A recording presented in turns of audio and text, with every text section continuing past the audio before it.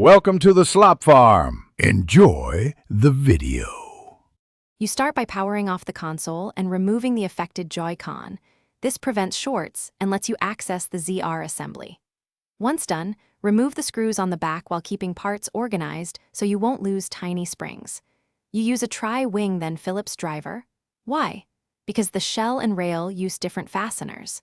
Make sure to wear an ESD strap and take reference photos so reassembly matches original orientation.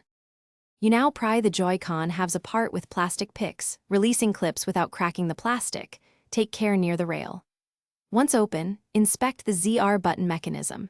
Check the rubber button, metal contact on the board, flex cable connector, and the tiny spring or foam actuator. If you see corrosion, dirt, or a deformed spring, clean with isopropyl alcohol and a soft brush. If the plastic actuator is cracked, swap to a replacement because temporary fixes usually fail.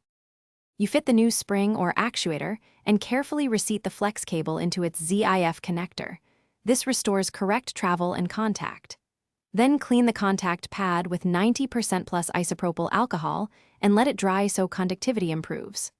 Once reassembled, test the ZR in software to confirm consistent presses before snapping the shell closed.